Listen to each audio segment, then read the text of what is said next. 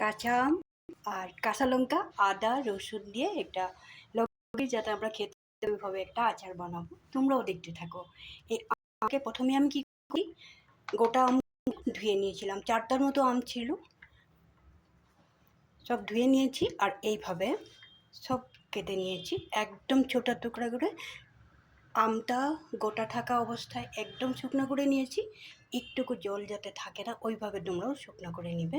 যদি জল থাকে আচারটা হবে না, রাখতে পারবে না, হয়তো এক সপ্তাহে পারবে, তার উপরে পারবে না। এই ধরনের একদম শুকনো করে নিয়েছি।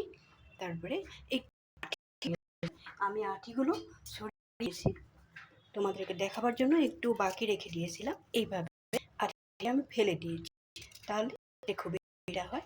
তাই আমি আবার একটু মিক্সিতে আদা বাটা করে,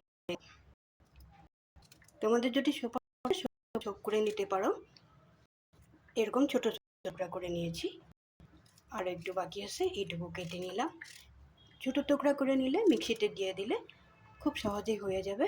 মিক্সিতেও করতে পারো, তোমরা সোপারেও করতে পারো, কোনো অসুবিধা নেই, এইভাবে করবে। এই যে এখানেও একটু আঠি হয়ে গেছে, এই আঠিটা আমি তুলে নেব। তোমরা একদম কচি আম দিয়েও করতে পারো, একটু যদি আঠি হয়ে যায় তখন বেশি ভালো হয় আচারটা। এইভাবে সবগুলো কেটে নিলাম। এখানে আমি 4টা আম নিয়েছিলাম, আবারও বলে দিয়েছি। কিন্তু আমগুলো গোটা থাকা অবস্থায় খুব সুন্দর করে ধুয়ে মুছে শুকিয়ে নিবে, আর নাহলে একটু সময় রোদে দিয়ে শুকিয়ে নিবে। তো আমার আম কাটা হয়ে গেছে, এইভাবে কেটে নিই একদম ছোটো টুকরা করে। আমি অনেক দিন রেখে দিব, যার জন্য একটু বেশি করে নিলাম। তোমরা 4টা দিয়েও করতে পারো, 2টা দিয়েও করতে পারো, তোমাদের করবে। এখানে গোটা অবস্থায় ধুয়ে নিয়েছি মরিচ আর পাকা মরিচ দুটোই নিয়েছি, কেন কি আচারটা দেখতে খুব সুন্দর হবে, এই জন্যই নিলাম আমি। কালার লাগবে, দেখতে ভালো হবে। এখানে গোটা নিয়ে প্রায় 3টের মতো। এখানে নিয়েছি আদা, এগুলো আমি আদা আর রসুন আমি আলাদা গ্রেড করে নেব, আর মরিচটা আমি আলাদা গ্রেড করে নেব। এটা রেখে দিলাম। এখন আমি করব একটু মশলা বানিয়ে নেব, কারণ মশলাটা একটু ঠান্ডা করতে হবে, যার জন্য মশলাটা বানিয়ে নেব। গ্যাসটা একটু জ্বালিয়ে নেব। কড়াইটা খুব বেশি গরম করব না, একটু হালকা গরম হলে আচারটা আমি মশলাটা করে নেব। আর মশলাটা খুব বেশি ভাজতে লাগবে না। এখানে আমি দিয়ে দেব আমার হিসেব মতো, আমার আচার প্রায় তো 1 কেজির উপরেই হবে, যার জন্য আমি এখানে একটুকু পান মশলা দিচ্ছি। খুব বেশি মশলা না দিলেও হবে। আদা রসুন এখানে গোটা জিরা খুব বেশি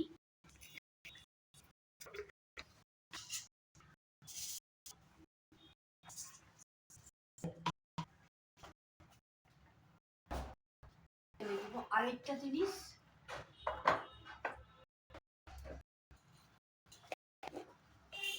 পরিমাণে মেথি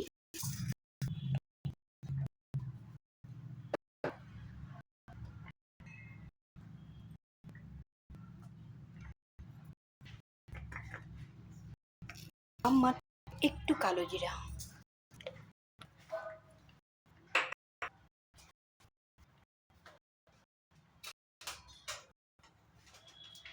প্রথমে একটু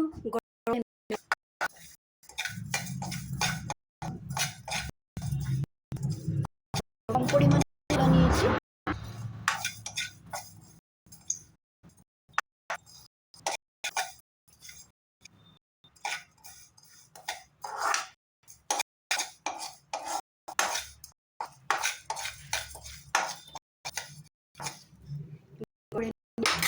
করে রাখবো।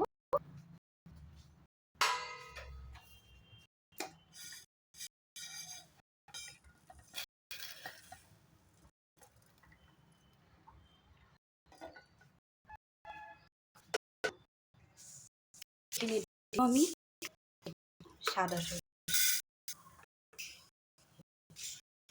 একটু বেশি দিলাম,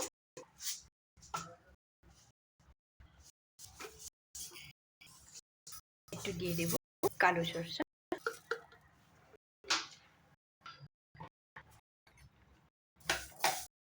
একটু সময় গরম করব।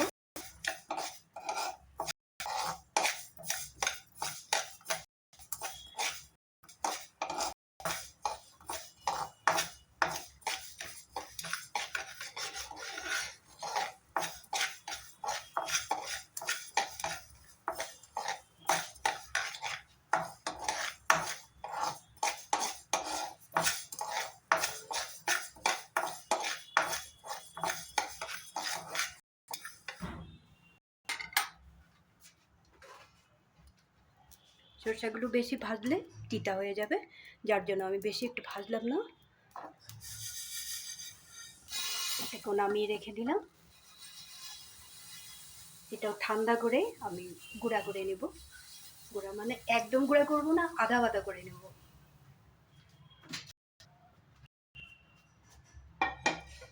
এখন এখানে তেলটা গরম করে রেখে দেব।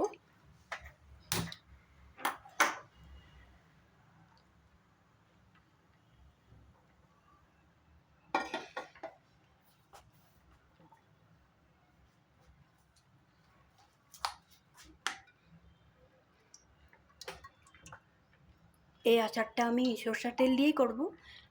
সাধারণত আচারটা সরষের তেল দিয়ে করাটা ঠিক। এতটুকুই তেল লাগবে আমার, আর বেশি লাগবে না। তেলটা গরম হোক, এই সময়টাতে আমি আমগুলো গ্রেট করে নেব।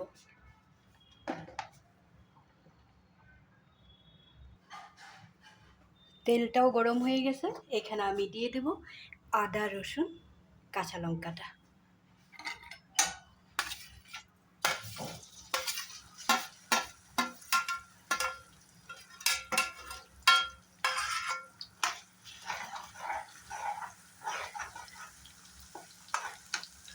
খুব বেশি ভাজা ভাজা করব না, গ্যাসের ফ্লেমটা একটু কমিয়ে দিলাম।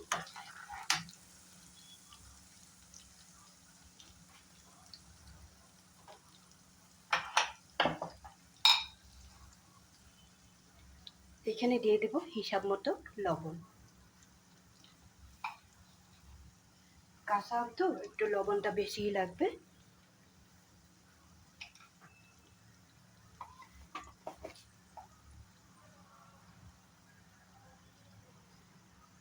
একটু হলদি পাউডার,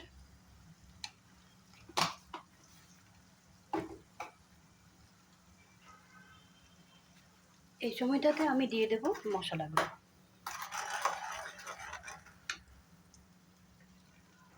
এখানে আছে পান মশলা, গোটা জিরা, মেথি, একটু কালো জিরা।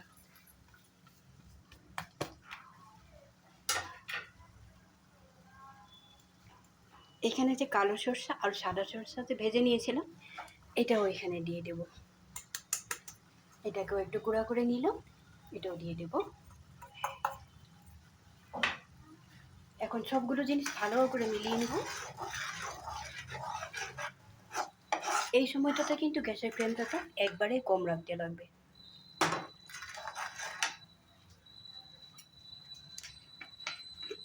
ভালো একটু কালার আসার জন্য একটু কাশ্মীরি লঙ্কার পাউডার ব্যবহার করব।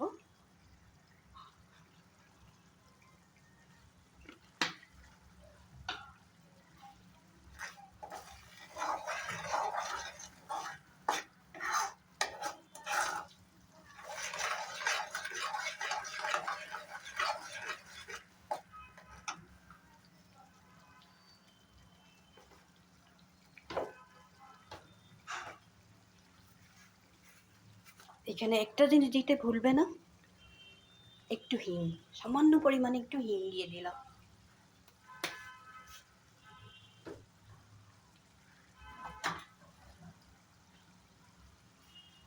গ্রেট করা কাঁচা লঙ্কা, আদা আর রসুনটা তো দিয়েই দিলাম। এখন এখানে তেলটা গরম থাকা অবস্থায় আমটাও দিয়ে দেব। আমটাও গ্রেট করে নিয়েছি। একদম মিহি পেস্ট করিনি, আধা ভাঙার মতো করেছি।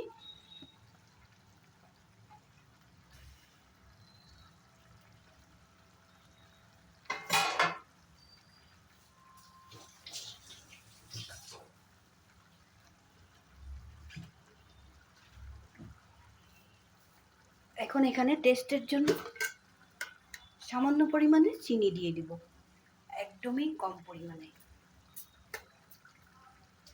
চিনিটা না দিলেও কিছু হবে না, তাও দিয়ে দিলাম। এখন আমি গ্যাসের ফ্লেমটা অফ করে দেব। অফ করে দিলাম। অফ করে দিয়ে ভালো করে আমটা এখানে মিশিয়ে নেব।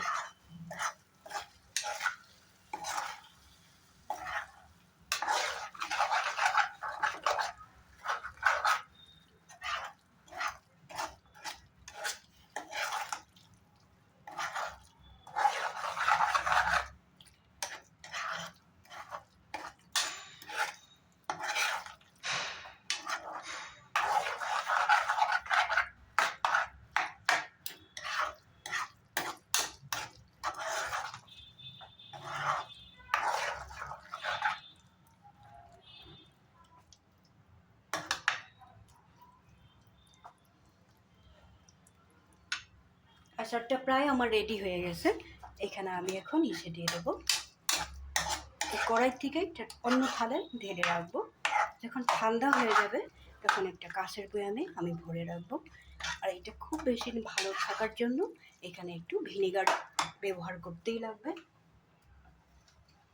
আজকের থেকেও যদি খাওয়া শুরু করি তাহলেও ভালোই থাকবে, কিন্তু প্রত্যেক সপ্তাহে যদি আমি একবার রোদ্রে দিই খুবই ভালো হবে। রোদ্রে দেওয়ার সময় বোতলটার মুখটার মধ্যে একটা পাতলা কাপড় বেঁধে দিয়ে, এই ধরনের একটা পাতলা কাপড় দিয়ে, এই ধরনের একটা একদম পাতলা, যাতে রৌদ্রটা বোতলের ভিতরে ঢুকতে পারে, এই ধরনের একটা পাতলা রশি দিয়ে বাঁধতে লাগে, কিন্তু বোতলের ঢাকনাটা লাগিয়ে দিতে লাগে না। এখন ভিনিগারটা দিয়ে কিছু সময় মিশিয়ে রাখবো। ঠান্ডা না হওয়া পর্যন্ত এইভাবেই রেখে দিব।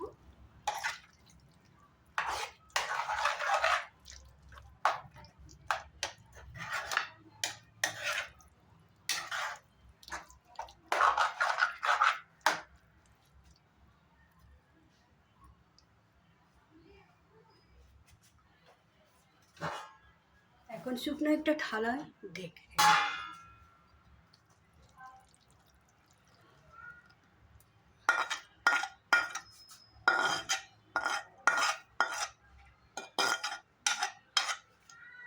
এই আচারটা একদিন বাড়িতে বানিয়ে খেয়ে দেখবে, বানিয়ে রেখে দিবে, অনেক দিন রাখা যাবে। আর যদি ভাবো যে অনেক দিন রাখবে তাহলে একটা কাজ করবে, একটু ভিনিগার দিতে একদমই ভুলবে না।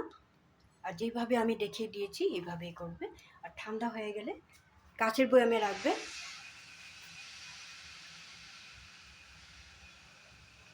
প্লাস্টিকের বয়ামে রাখবে না, তাহলে অনেক দিন থেকে খেতে পারবে। কাঁচা আমের ঝটপট হয়ে যাওয়ার আচারটা তোমাদের যদি ভালো লেগে থাকে লাইক শেয়ার করতে একদমই ভুলবে না, কমেন্ট করবে।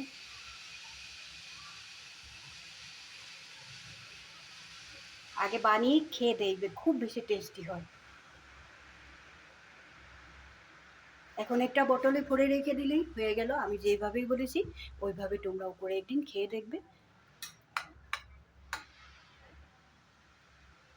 তাহলে আজকের জন্য রাখি, ভালো থাকবে, সুস্থ থাকবে, বানিয়ে খাবে কিন্তু, আর কমেন্ট করতে একদমই ভুলবে না।